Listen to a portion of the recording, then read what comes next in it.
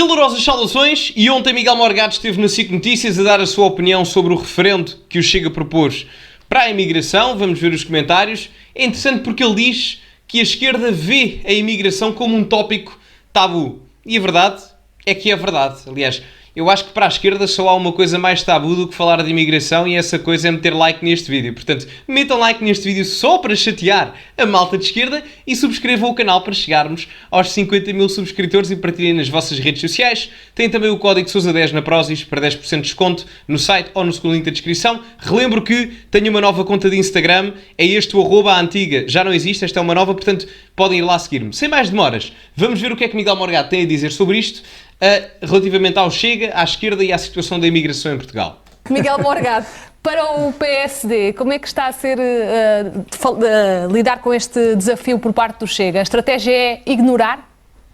Deixar passar? Por um lado, o Primeiro-Ministro Luís Montenegro não pode ignorar o Chega. O PSD tem com o CDS uma maioria relativa muito curta e, portanto, tem que negociar com os dois principais partidos da oposição, o Partido Socialista com o Chega. Eu acho que não deve fechar as portas ao Chega. Só que André Ventura, como já tinha feito uma vez a seguir às eleições de 2021 nos Açores, quando a derrota parlamentar do governo dos Açores então, se houvesse um entendimento entre Iniciativa Liberal e Chega com o PSD, permitiria, como acabou por acontecer, a formar um novo governo regional. E na altura André Ventura disse, lembro perfeitamente disso, que só haveria apoio para a formação do Governo dos Açores se houvesse uma revisão constitucional para reduzir o número de deputados para 100. Na altura era Rui Rio, o presidente do PSD. Portanto, é uma repetição da estratégia. É um tipo de reivindicação que nunca pode ser aceito por um líder do PSD. Vamos por partes. Concordo com ele na parte inicial, quando diz que o governo não deve ignorar. Acho mesmo, ou seja, mesmo que fosse um governo, vamos imaginar, de direita, efetivamente à direita do PSD, vamos imaginar que era o Chega ou outro movimento, ou movimento político ou partidário, a governar à direita do PSD, eu não acho que um partido de governo deva ignorar os outros partidos, porque mesmo que as ideias sejam completamente dispares ou antagónicas àquilo que é a matriz ideológica de um determinado governo, um relógio parado bate sempre duas vezes certo ao dia, não é? Portanto, a realidade é que não se deve erradicar por completo aquilo que é a possibilidade de ouvir os partidos. Isto de um ponto de vista geral. No caso do Chega, não é benéfico, estrategicamente falando, Luís Montenegro erradicar por completo as negociações com o Chega, porque ele sabe que há alguma partilha de eleitorado entre o Chega e o PSD. Obviamente que não são os 18%, o Chega tem ali 9, 10% de eleitorado fiel, mas há ali outros 9 ou 10% relativamente às eleições do dia 10 de março, que o Chega sabe perfeitamente, e o PSD também, que é um eleitorado volátil, que tanto pode votar no Chega, como também pode votar no PSD ou até na Iniciativa Liberal. E, portanto, o PSD sabe que não pode ignorar o Chega nessa circunstância. A meu ver, onde eu discordo agora do Miguel Morgado, é quando ele diz que um líder do PSD não poderia aceitar isto.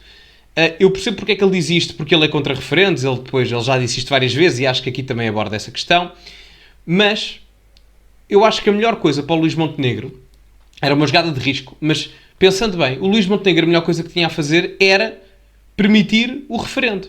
Porque vejamos, o referendo ia para a frente, o Luís Montenegro sabe que se este orçamento passar só podemos ir a eleições em 2027 por causa das presidenciais em 2026, não pode haver eleições em 25 e em 26 porque não pode existir eleições 6 meses antes das presidenciais e 6 meses depois, portanto é ir a eleições só daqui quase a 3 anos. E ao mesmo tempo, Luís Montenegro também sabe que a propaganda política em Portugal poderia fazer com que o resultado do referendo fosse favorável àquilo que o PSD e a esquerda queriam. É uma jogada de risco, mas honestamente eu acho que se Luís Montenegro pensar um pouco à frente, pode pensar assim. Não é que eu seja a favor dessa propaganda, não me levem a mal, não levem mal, mas não me interpretem mal. Estou aqui a falar apenas em termos da estratégia política. Não é que eu concordo com isso, da propaganda para se votar o oposto do que o Chega pretende, como devem imaginar, nesta matéria. Mas era uma jogada de risco que eu acho que, se ele não pensou, a assessoria dele deveria pensar. Segundo ponto, quanto à questão dos referendos. E provavelmente nós vamos continuar a falar sobre isto mais no futuro, por isso quero deixar aqui a minha posição pessoal sobre este tema, porque para mim isso é importante. Eu sou contra a realização de referendos sobre temas destes. E por isso digo, fui contra o referendo sobre o aborto, não interessa se a minha posição ganhou ou perdeu. Fui contra, com a proposta, não chegou a haver, um referendo sobre a eutanásia. fui muito crítico do governo Sócrates e do meu próprio partido, na altura na oposição, de não terem feito um referendo, por exemplo, ao Tratado de Lisboa, já que não se tinha referendado Maastricht, não se tinha referendado Nice, não se tinha tratado de Amsterdão, nunca houve um referendo sobre a nossa integração na União Europeia, acho isso mal. Gosto imenso desta abordagem aqui, claramente. Não quero estar a interromper muito, mas isto é muito importante, embora não seja das coisas mais mediáticas. Eu discordo com ele na parte dos referendos na questão, porque eu acho que o referendo é uma coisa boa do ponto de vista maximalista da democracia. Mas eu gosto imenso que ele coloque aqui em ênfase no debate político a questão dos tratados de Nice, de Amsterdão e principalmente o de Lisboa, porque foram tratados que retiraram soberania a Portugal de um ponto de vista quase, não vou dizer hegemónico, mas maioritário. Principalmente o Tratado de Lisboa, que, por exemplo, garantiu personalidade jurídica à União Europeia. O que é que isto quer dizer? Quer dizer que a União Europeia se pode representar a ela própria pelos 27 países lá fora, com o interesse próprio da União Europeia. Mas a mim quem é que me diz que o interesse próprio da União Europeia, em termos dos comissários, a nível da sua representação, é o mesmo de Portugal, ou o mesmo da Hungria, ou o mesmo da Alemanha, da França, da Itália, da Irlanda? Quem é que garante isso? Não é? E, portanto, essa questão claramente também deveria ter sido referendada. Aqui concordo plenamente e excelente ele ter mencionado estes tratados porque geralmente são esquecidos no debate político. Principalmente o de Lisboa. Principalmente. O de Amsterdão e de Nice também são importantes, mais na matéria de defesa e segurança, mas o de Lisboa tem a ver mais com a questão da própria independência e soberania da UE com a perda de soberania dos países. Aqui, claramente de acordo. E fui favorável a haver um referendo sobre a regionalização. Porquê?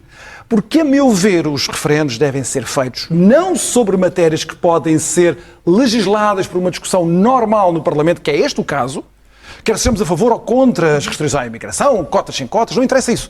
Isto é uma matéria do Parlamento e depois de atos administrativos do Governo. Não tem de haver um referendo sobre isto, como não tem de haver um referendo sobre a regulamentação, a legislação sobre a interrupção voluntária da gravidez ou da eutanásia. Repare-se bem, eu sou contra a eutanásia e, portanto, no Parlamento havia uma maioria de esquerda que aprovou a eutanásia. Não é por isso que eu, instrumentalmente, sou a favor do referendo para tentar ganhar no referendo uma luta política que perco no Parlamento. Há que dizer também que da minha posição decorre isto. Nenhuma posição política de um Estado pode ficar fechada. Verdade seja dita que a eutanásia também só passou porque o PSD teve deputados em larga escala que votaram a favor dessa mesma proposta. Ou seja, não foi só a esquerda que permitiu que a eutanásia passasse, foi também a direita, não é? E isso causa aqui um problema em termos do argumento. O PSD em si não tem propriamente uma visão sobre a eutanásia. Não tem propriamente uma visão estancada, direta, clara sobre o aborto. É muito volátil, dá liberdade de voto. O que em termos dos eleitores poderá ser dúbio. Porque as pessoas vão votar nos partidos a pensar que há determinada gênesis ideológica a ser representada, quando no caso do PSD isso não acontece. E é problemático porque o PSD tem quase 30% dos votos ou mais. Eu percebo o que é que o Miguel Morgado aqui diz. E ele tem razão do ponto de vista legislativo e parlamentar. Só que há este problema. A ambiguidade ideológica do PSD que representa 30% do eleitorado e o referendo é importante por causa disso. Porque a ambiguidade ideológica de determinados partidos em matérias muito sensíveis, como é o caso da eutanásia, faz com que o referendo seja importante no sentido em que essa representatividade seja ditada propriamente devido à ambiguidade ideológica dos partidos referentes a estes temas. Essa é a grande vantagem dos referendos. Tão simples quanto isto. E além do mais, uma pessoa de esquerda pode ser contra o aborto, uma pessoa de esquerda pode ser contra a eutanásia, uma pessoa de direita pode ser a favor do aborto, por exemplo. Portanto, pode haver aqui algumas diferenciações, algumas especificidades em matérias muito sensíveis, não é? E os referendos são bons para isso. Sobre qualquer tema está sempre tudo em aberto, porque a geração seguinte pode mudar de ideias. Sobre o aborto, sobre a eutanásia, sobre a imigração. Então não há temas que devem ser fechados, que é o hábito da política portuguesa, nomeadamente pela esquerda. Fecha os assuntos quando ficam decididos a seu belo prazer. Portanto, eu sou contra os referendos, sou contra o referendo nesta matéria da imigração. Agora, parece-me que o André Ventura está a fazer é... Todo o país percebeu que nestes últimos 2 meses, 3 meses... Ninguém lhe liga. Ninguém lhe liga e ele deve estar arrependido do que fez sobre a eleição de Aguiar Branco para Presidente da Assembleia da República. Portanto, a questão da... Concordo com ele. Confiança que o Miguel Prata Roque estava aqui a colocar entre o PSD e o Chega atingiu um ponto de ruptura naquele momento que não foi refeito. Portanto, André Ventura ficou perdido, ficou sem estratégia e ficou sem assunto, que é o dramático para um político, não ter assunto.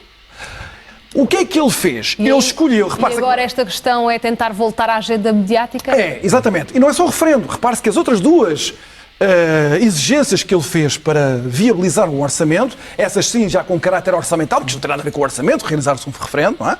As outras duas já tinham, tinham dimensão orçamental, digamos assim, todas são relativas ao mesmo tema, que é a questão da imigração. Portanto, André Ventura agora está a tentar reconcentrar a sua estratégia, que parecia estar toda dispersa por minudências, para um tema grande. E aí nós temos que chamar a atenção no seguinte: embora eu seja contra este referendo, e acho que o Luís Montenegro, como Primeiro-Ministro e líder do PSD, não deve ceder à chantagem neste caso de André Ventura, embora deva negociar com ele questões orçamentais, é preciso que nós tenhamos agora a maturidade democrática para passar a discutir convenientemente o tema da imigração. É por isto que eu gosto do Miguel Morgado, porque, embora haja alguma discórdia em alguns pontos, sejamos honestos, ele identifica-se como conservador e, portanto, não seria complicado para mim concordar ideologicamente com ele em 70% a 80% das coisas, até porque eu considero que alguém com o qual eu tenho alinhamento ideológico com mais de 60% das coisas não é todo o inimigo, não quero dizer aliado, não é? Mas se calhar, se formos utilizar o termo geopolítico ocidental, portanto, se quiserem utilizar isso, não é? Mas eu gosto porque a análise é completamente sensata. Bastante sensata. Embora eu discorde, porque ele utiliza aqui um argumento que é correto do ponto de vista teórico, no sentido em que um referendo não é um instrumento formal para negociação de orçamento de Estado, isso é verdade, mas vários elementos informais já foram utilizados no passado para negociação de aprovação ou rejeição de orçamentos de Estado. E, portanto, nesse âmbito informal, e até porque a imigração está conectada indiretamente até aos fundos que são dados para ministérios como a administração interna, estão correlacionados. Portanto, eu discordo aí. Mas é bom que ele tenha esta percepção e que tenha o espaço mediático que tem para dizer o que está a dizer.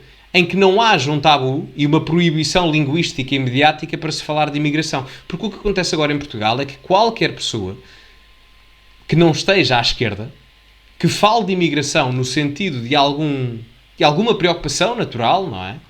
É logo apelidada de fascista. E a verdade é que os fascistas há 80, 90 anos atrás andavam a pôr o pessoal em câmaras de gás. Alguém que hoje diz que temos que controlar fronteiras e pôr as duas coisas na balança entre colocar pessoas em câmaras de gás e controlar fronteiras são coisas completamente diferentes, como devem imaginar. Portanto, chamar fascista a alguém por isso é até um desrespeito às vítimas do próprio fascismo. Não sei se têm noção disso e, portanto, a esquerda em questão deveria ter um pouco de vergonha na cara quando faz essas acusações, não é? Em todo o caso, é importante que isto se comece a debater da esquerda à direita. E eu acho que é importante que os partidos do centro, embora não seja eleitoralmente e compatível ideologicamente com os partidos do centro, estejam no debate. Porque os partidos do centro, bem ou mal, ainda têm muito daquilo que é a massa eleitoral. E se os partidos do centro colocarem o tópico na agenda setting, isso significa que o tópico começa a ser massificado em termos mediáticos. O que é importante neste momento, porque o tópico é fulcral para a saúde interna do país. Porque a esquerda também, durante estes anos todos, com a colaboração de muitos setores da sociedade portuguesa, bloqueou, proibiu o tema. A Europa, neste momento, está dominada, em grande medida, nas suas situações políticas mais dramáticas, pela questão da imigração. Certíssimo. E nós temos uma escolha a fazer. Ou deixamos todo o sistema político discutir sobriamente, com responsabilidade, o assunto da imigração, ou vamos deixar isto para a extrema-esquerda e para a extrema-direita e deixar isto às partes histéricas do debate. Eu sou a favor sou favorável, eu tenho confiança na democracia e na sua capacidade de deliberação pública. Não há assuntos proibidos em democracia. Sempre que se fala em imigração, como nós vimos a propósito, até nos últimos meses, foi sempre, é o fascismo, é o racismo. Não. A imigração é uma política de Estado como muitas outras políticas. Não tem de existir tabus na democracia portuguesa? Eu também acho que não, mas às vezes parece que há. Certíssimo. Só que uma pequena discorda quando ele diz eu confio na deliberação pública da democracia. Eu confio às vezes. Eu confio na democracia enquanto elemento, ou enquanto regime que permite o elemento da liberdade de expressão. Isso é fantástico para qualquer tipo de opinião e para qualquer pessoa. Isso é ótimo. Agora, é preciso compreender que também há riscos negativos com a democracia, que é a questão da ditadura da maioria. Lá porque a maioria pretende uma determinada coisa, não quer dizer que essa coisa seja praticamente ou propriamente correta, não é? Portanto, nem sempre a democracia está correta. Não é por ser democrático que é correto. Não é? E isto não é ser antidemocrático, é assumir que a democracia tem falhas. Nós, se estivermos constantemente a elogiar a democracia, nunca vamos poder identificar as suas falhas para as podermos melhorar. Como nós na vida, não é? Se eu não identificar as minhas falhas, ou se vocês não identificarem as minhas falhas e as vossas falhas, como é que nós vamos poder saber quais é que elas são para as podermos corrigir e melhorar posteriormente, não é? A democracia é como se fosse uma pessoa, só que do ponto de vista de um regime institucional, não é? Como tudo na vida. Como tudo na vida. Digam-me a vossa opinião nos comentários, metam like no vídeo, subscrevam o canal para chegarmos aos 50 mil subscritores, partilhem também nas vossas redes sociais, código Sousa10 na Prozis para 10% de desconto no segundo link da descrição ou no site da Prozis em vários produtos, e como é habitual, acima de tudo, cultivem-se e até à próxima.